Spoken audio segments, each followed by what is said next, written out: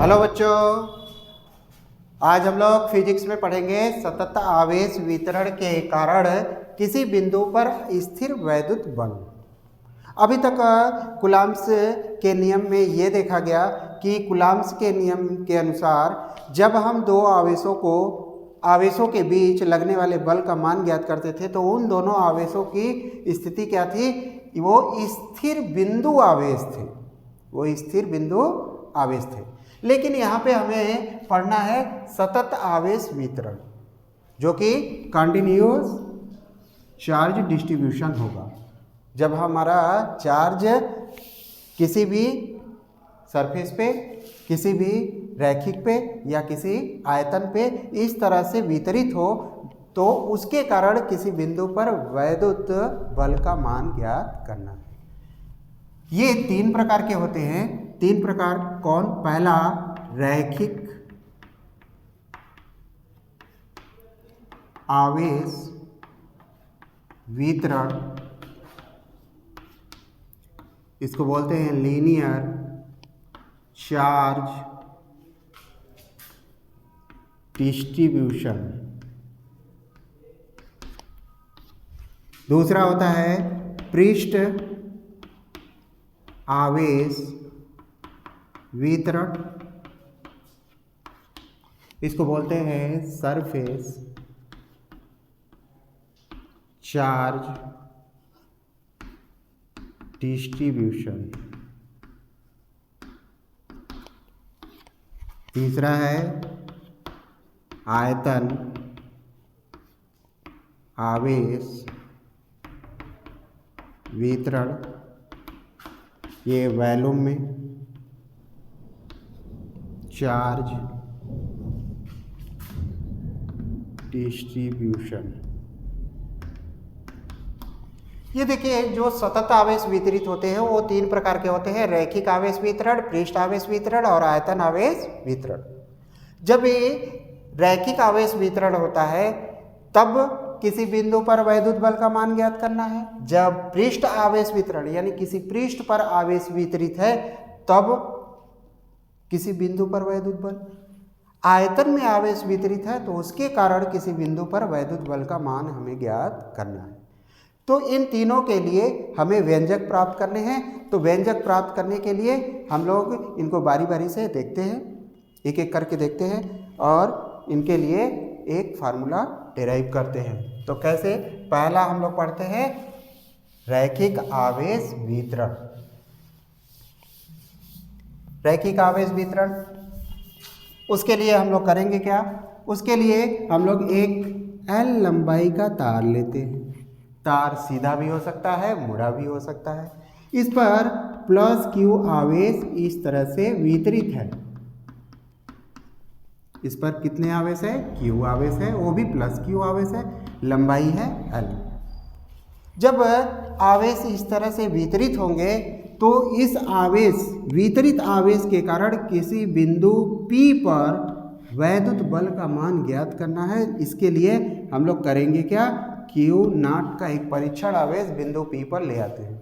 अब बल निकालने के लिए तो हमें आवेश की आवश्यकता पड़ेगी। बल कहाँ लगेगा? आवेश पे लगेगा। तो आवेश वहाँ रहेगा तभी तो लगेगा। तो इसके लिए हमें एक परीक्षण आवेश चाहिए Q नॉट, जो कि हम बिंदु P पर ले आते हैं और इन दोनों की स्थिति को मेजर करते हैं एक मूल बिंदु से, O से। अब हमें करना क्या है? हमने कूलॉम का नियम तो पढ़ा है एक स्थिर बिंदु आवेश के कारण। इसमें तो आवेश इस तरह से वितरित है तो हम करेंगे क्या है? L लंबाई के तार को छोटे छोटे खंडों में विभाजित कर देते हैं और एक खंड की लंबाई है DL। DL लंबाई का एक खंड लेते हैं। अब DL लंबाई का एक खंड लेते हैं तो इस पे आवेश की मात्रा कितनी होगी? तो हम लोगों को पहले ही इस तार L लंबाई के तार का मालूम है रैखिक आवेश घनत्व, जिसे लैम्डा से प्रदर्शित करते हैं। रैखिक आवेश घनत्व क्या कहते हैं? इसकी भी परिभाषा कभी पूछ देता है एक नंबर में, तो हम लोगों को बताना चाहिए कि रैखिक आवेश घनत्व क्या होता है। एकांक लंबाई में आवेश की मात्रा, एकांक लंबाई में आवेश की मात्रा क्या कहलाता है? रैखिक आवेश घनत्व कहलाता है। तो हमारा कुल आवेश कितना है? Q। लंबाई कितना है? L। अगर हम कुल आवेश में लंबाई से डिवाइड कर दें तो हमको एकांक लंबाई में आवेश की मात्रा निकल जाता है, जिसे कहते हैं रैखिक आवेश घनत्व। अब यहाँ dl लंबाई का एक अवयव है, छोटा खंड है, टुकड़ा है, तो उस पर आवेश कितना होगा? तो उसके लिए हम लोग करेंगे dl अवयव पर आवेश। छोटा खंड है तो छोटा आवेश भी होगा, मान लेते हैं dq है, तो dq की वैल्यू क्या होगी? dq इक्वल टू होगा lambda into dl, lambda into dl। उसके रैखिक आवेश घनत्व में लंबाई का गुणा कर देते हैं तो उस लंबाई पर उपस्थित आवेश की मात्रा हमें प्राप्त हो जाती है। तो इस पर आवेश का मान मालूम हो गया, कितना है? dq। और dq का वैल्यू क्या है? dq का मान है लैम्डा इंटू dl। अब हम लोग करते क्या है? मूल बिंदु से इनकी स्थिति सदिश देखते हैं। तो जो dq है, dq की स्थिति सदिश है r डैश। ओ बिंदु से dq की स्थिति सदिश r डैश। q नॉट की स्थिति सदिश मूल बिंदु O से r। तो Q नॉट और dq के बीच एक स्थिर वैद्युत बल लगेगा। तो स्थिर वैद्युत बल किसके निकालेंगे? कूलाम के नियम से। अब तो यहाँ पे एक छोटा आवेश आ गया dq। अब छोटे आवेश के कारण छोटे आवेश पर लगने वाला वैद्युत बल हम कूलाम के नियम से निकाल सकते हैं। तो कूलाम के नियम से एक छोटा आवेश के कारण उस पर वैद्युत बल एक छोटा बल होगा dF। चूंकि स्थिति सदिश हमको मालूम है इसलिए इनको हम ये वेक्टर के स्वरूप में लिखते हैं। तो dF equal to 1/4 pi epsilon not Q naught into dQ upon r minus are dash mod Q into r minus are dash vector स्वरूप। हम इसकी चर्चा वेक्टर के फॉर्म में जब हम इसको बताए थे तो उस समय किए थे, कैसे हम लोग इनके बीच का डिस्टेंस निकालते हैं। इनके बीच का डिस्टेंस एक वेक्टर के जरिए निकालते हैं, सदिश त्रिभुज के नियमानुसार निकालते हैं, जो कक्षा 11 में हम लोग अच्छे से पढ़े थे। तो अब हमें मालूम हो गया एक छोटे से आवेश dq के कारण Q नॉट पर लगने वाला वैद्युत बल। अब हमारा काम क्या होगा? हमारा काम ये होगा कि अब छोटे से अवयव के कारण तो हमें मालूम हो गया, तो संपूर्ण आवेश के कारण, तो संपूर्ण आवेश के कारण हम लोग इसको मैथमेटिक ढंग से इसको सॉल्व करते हैं। उसके लिए करेंगे क्या? dq की वैल्यू रख देंगे। तो dq की वैल्यू अगर हम रखते हैं तो dF बराबर क्या हो जाएगा? 1/4 pi epsilon not Q not, dq की वैल्यू क्या है? Lambda into dl upon r minus are dash का मॉड क्यूब और यहाँ r minus are dash vector स्वरूप। ये मालूम हो गया। अब छोटे आवेश के कारण मालूम हो गया, तो पूरे लंबाई के लिए, अब ये छोटे लंबाई के लिए बल है ना, तो पूरे लंबाई के लिए क्या करेंगे? समाकलन करने पर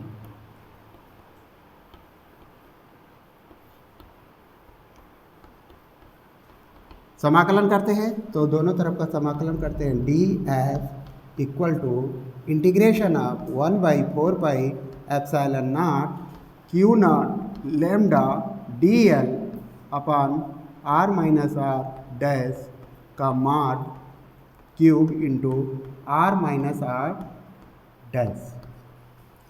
ये आ गया हमारा। अब ये समाकलन किस में कर रहे हैं हम लोग? लीनियर समाकलन कर रहे हैं। तो यहाँ है L, लंबाई में कर रहे हैं, इसलिए ये L से हम इसको रिप्रेजेंट करते हैं। अब इसमें जो भी कांस्टेंट है उसको बाहर कर देते हैं और संपूर्ण बल क्या होगा? F हो जाएगा। F इक्वल टू लिख सकते हैं हम लोग 1/4 पाई एप्सिलॉन नॉट, जो कांस्टेंट है उसको बाहर कर देते हैं। Q नॉट कांस्टेंट है, लैम्डा कांस्टेंट है, और integration of r minus are dash vector स्वरूप upon r minus are dash का मॉड क्यूब dl। ये आ गया पूरी लंबाई L लंबाई के आवेशित तार। के कारण बिंदु P पर वैद्युत बल का व्यंजन। इसकी सहायता से हम आसानी से इसको ज्ञात कर सकते हैं। आप लोग इसको नोट कर लीजिए। बाकी हम लोग सेकंड देखते हैं। सेकंड के लिए इसको साफ कर देते हैं।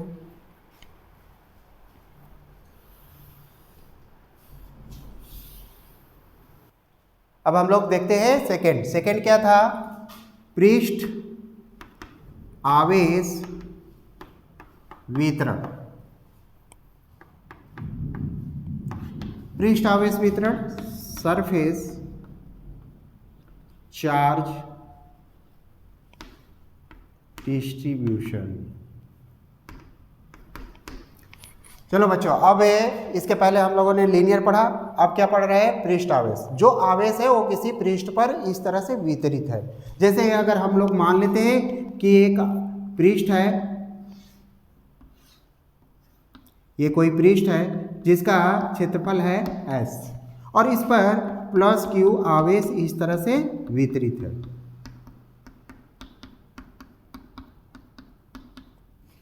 अब इस जो कि S क्षेत्रफल का कोई शीट है, आवेश वितरित पृष्ठ है, उस पृष्ठ के कारण हम किसी बिंदु पर वैद्युत बल का मान ज्ञात करना है। वैद्युत बल का मान ज्ञात करना है।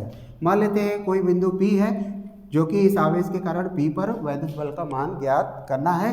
तो अब हम लोग क्या करेंगे? जैसे लीनियर में किए थे वैसे ही पृष्ठ में करेंगे। तो पृष्ठ में कैसे करेंगे? हम एक छोटा सा अवयव लेते हैं जिसका क्षेत्रफल है ds। तो ds पे हमारा आवेश कितना होगा? उसके लिए हमको मालूम होना चाहिए पृष्ठ आवेश घनत्व। पृष्ठ आवेश घनत्व, इसको सिग्मा से प्रदर्शित करते हैं। तो सिग्मा बराबर क्या हो गया? Q बाई पृष्ठ का क्षेत्रफल। तो एकांक क्षेत्रफल में आवेश की मात्रा ही क्या कहलाती है? पृष्ठ आवेश घनत्व। यह हमको मालूम हो गया। तो जैसे लीनियर में किए थे वैसे ही इसमें भी करना है। क्या करना है? हम लोग लिखेंगे ds पर आवेश की मात्रा। क्योंकि छोटा क्षेत्रफल है इसलिए छोटा आवेश भी होगा। तो छोटा आवेश का वैल्यू क्या होगा? Sigma into ds। अब हमको मालूम हो गया इस छोटे से अवयव, इस छोटे से खंड में आवेश की मात्रा कितनी है? dq। अब छोटे से आवेश के कारण इस बिंदु P पर वैद्युत बल ज्ञात करते हैं। उसके लिए हम करेंगे क्या? P पर एक परीक्षण आवेश ले आएंगे Q0 और इनकी स्थिति देख लेते हैं मूल बिंदु से। तो मूल बिंदु से इस dq की स्थिति है r डैश और Q0 की स्थिति है r। जैसे सेम लीनियर में किए थे वैसे ही करना है। बस उसमें क्या था? लीनियर था। यहाँ रैखिक आवेश घनत्व था। अब क्या हो गया? पृष्ठीय आवेश घनत्व हो गया। तो उसके कारण हम निकालेंगे। तो इस दोनों आवेशों के बीच का डिस्टेंस होगा कुछ। फिर से हम कूलाम का नियम लगाएंगे। तो कूलाम का नियम क्या कहता है? दो आवेशों के बीच लगने वाला वैद्युत बल। चूंकि छोटे आवेश के कारण लग रहा है वैद्युत बल, dq के कारण बिंदु P पर वैद्युत बल, छोटा आवेश है तो छोटा बल होगा dF। इसकी वैल्यू क्या होगी? 1/4 pi epsilon not Q0 dq upon r minus r dash का mod q into r minus r dash. ये देखो वेक्टर स्वरूप हम लोगों ने निकाल रखा है कि नहीं? तो लगने वाले बल का मान मालूम है। किसके कारण? dq के कारण। अब dq की वैल्यू क्या है? dq की वैल्यू पुट कर देते हैं। तो dq का मान dF equal to 1/4 pi epsilon not Q0 dq की वैल्यू है sigma into ds upon r minus r dash का mod cube into r minus r dash vector से। अब हमको मालूम हो गया कि एक छोटा dq के कारण Q0 पर कितना बल लग रहा है। तो संपूर्ण पृष्ठ के लिए क्या करेंगे? इसको समाकलन करेंगे। तो समाकलन करने पर समाकलन कर देते हैं। समाकलन df equal to 1/4πε0 integration of Q0 sigma ds upon r minus r dash का mod Q into r minus r dash. ये हमने समाकलन कर दिया। समाकलन करने के बाद क्या होगा कि इसमें जो भी कांस्टेंट होगा वो बाहर आ जाएगा और ये जो हमारा df था वो क्या हो जाएगा, बदल के f में हो जाएगा। संपूर्ण पृष्ठ के कारण लगने वाला बल f और जो भी कांस्टेंट है बाहर Q0 कांस्टेंट है, सिग्मा कांस्टेंट है, 4πε0 भी कांस्टेंट है, वो बाहर आ गया।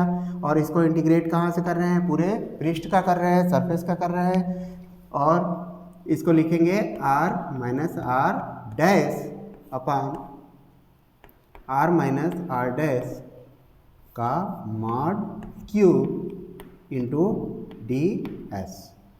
ये आ गया हमारा संपूर्ण सतत आवेश के कारण बिंदु P पर लगने वाला वैद्युत बल। सेम है बच्चों, एकदम रैखिक आवेश वितरण के जैसा ही, सिर्फ और सिर्फ अंतर क्या है, वहाँ पे रैखिक था, यहाँ पे पृष्ठ है। तो वहाँ पे क्या था, लीनियर था, यहाँ पे क्या है, सरफेस है। साथ में वहाँ इंटीग्रेशन करते हैं लीनियर इंटीग्रेशन, यहाँ क्या करेंगे, सरफेस इंटीग्रेशन। सेम है, ठीक है, इसको नोट कर लीजिए। अब हम लोग पढ़ेंगे थर्ड, तो इसको साफ कर दें। चलिए,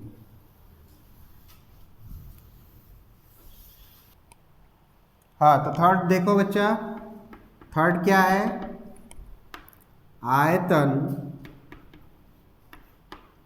आवेश वितरण। फर्स्ट में हम लोग लीनियर पढ़े थे, सेकेंड में पृष्ठ पढ़े थे, अब थर्ड में क्या पढ़ेंगे, आयतन। कह रहा है, इसको बोलते हैं इंग्लिश में वॉल्यूम चार्ज डिस्ट्रीब्यूशन। अब क्या कर रहा है, कह रहा है कि अब आवेश कहाँ पे हो, आयतन पे हो। पहले में तो लीनियर पे था, दूसरे में पृष्ठ पे था, तीसरे में क्या है, आयतन पे। तो आयतन के लिए हम लोग क्या ले सकते हैं कि आवेश कहाँ है, किसी गोले में है। गोला ले सकते हैं, घन ले सकते हैं, ठीक है। आयतन किसका निकलता है, जिसके 3 लंबाई, चौड़ाई और ऊंचाई हो। तो इसी तरह ये गोले का भी आयतन होता है। तो गोले में आवेश वितरित है। मान लेते हैं एक गोला है और गोले में प्लस Q इस तरह से उसके आयतन में स्थित है और इस गोले का आयतन है V। आयतन को हम लोग V से रिप्रेजेंट करते हैं। अब क्या है, इस आवेशित गोले के कारण, जो कि उसके आयतन में आवेश है, उसके आयतन में आवेशित गोले के कारण किसी बिंदु P पर वैद्युत बल का मान ज्ञात करना है हमको। मान लेते हैं यहाँ पे एक बिंदु P है, इस आवेश के कारण इस P बिंदु पर वैद्युत बल का मान ज्ञात करना है। तो जैसे हम लोग लीनियर में करते थे, जैसे हम लोग पृष्ठ में किए, वैसे ही हम लोग आयतन में भी करेंगे। हम लोग करेंगे क्या, इस आयतन का एक छोटा सा अवयव ले लेते हैं और अवयव कैसा होगा, घन, एक छोटा सा घन ले लेते हैं। इसका आयतन है dV। dV आयतन है, तो dV आयतन होगा। संपूर्ण आयतन में तो Q आवेश है, तो dV आयतन में कितना होगा आवेश। इसके लिए हम करेंगे क्या, इसके लिए हमको मालूम होना चाहिए, क्या मालूम होना चाहिए, आवेश, आयतन आवेश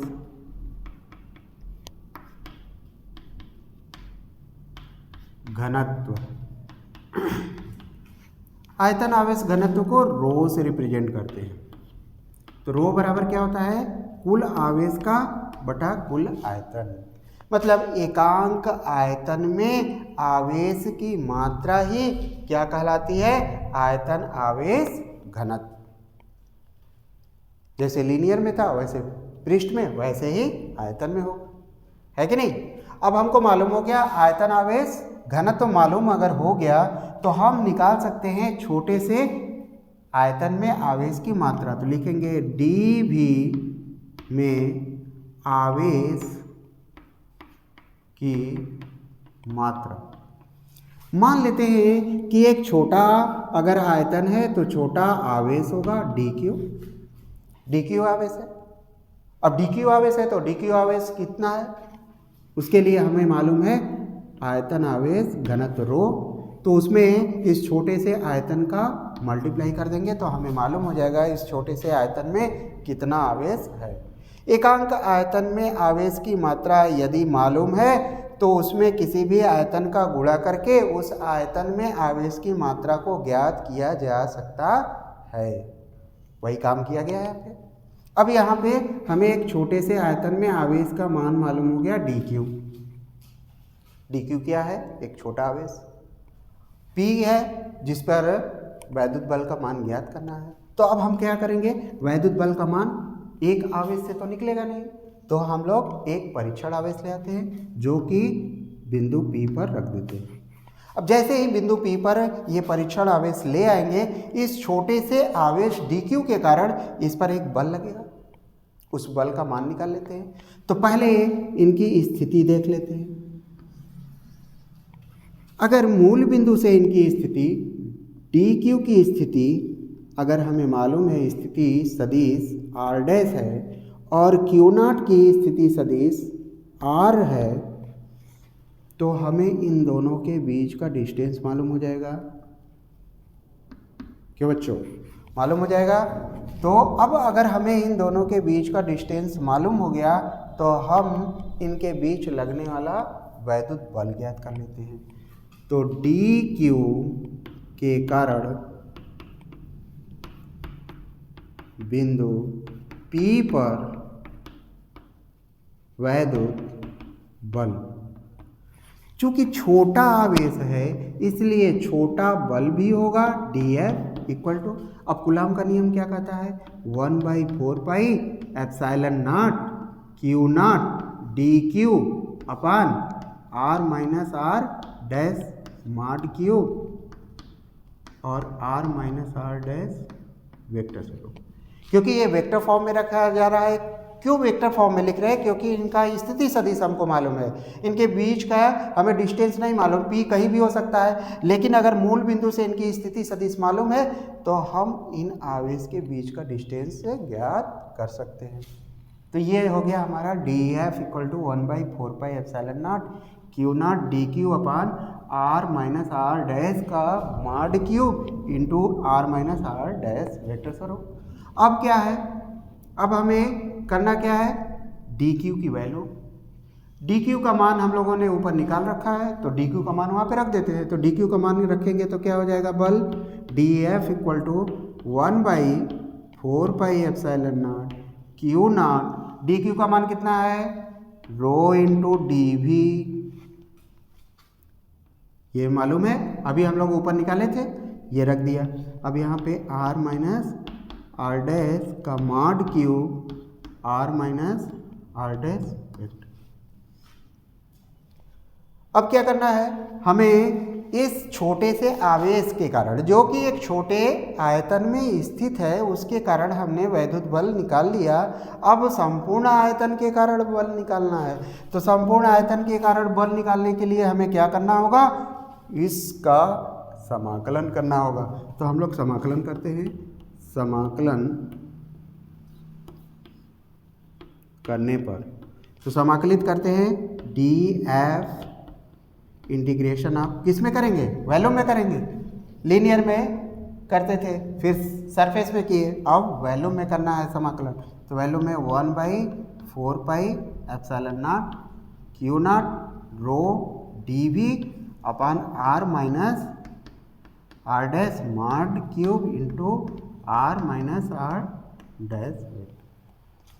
अब फिर से क्या होगा, फिर से संपूर्ण आयतन के कारण बिंदु P पर लगने वाला वैद्युत बल का मान F, अब संपूर्ण आयतन के कारण है ना, तो टोटल F हो गया। F इक्वल टू, इसमें जो भी कांस्टेंट है उसको बाहर कर देते हैं, Q naught rho upon 4 pi epsilon naught integration of क्या हो जाएगा r minus are dash upon r minus are dash का मॉड क्यूब डी भी। ये संपूर्ण आवेशित आयतन या कह सकते हैं सतत आवेश वितरण के कारण संपूर्ण आयतन में जो आवेश है Q उसके कारण बिंदु P पर वैद्युत बल का मान हम लोगों ने निकाल रखा है। इसके लिए ये व्यंजक है और इससे हम इसको आसानी से सॉल्व कर सकते हैं। ये बच्चों नोट कर लो और हमें आशा है कि तुम लोगों को ये सब कुछ अच्छे से समझ में आया होगा और इसको आप लोग एक बार ज़रूर देख लेना। जो भी डाउट होगा हमें बताना।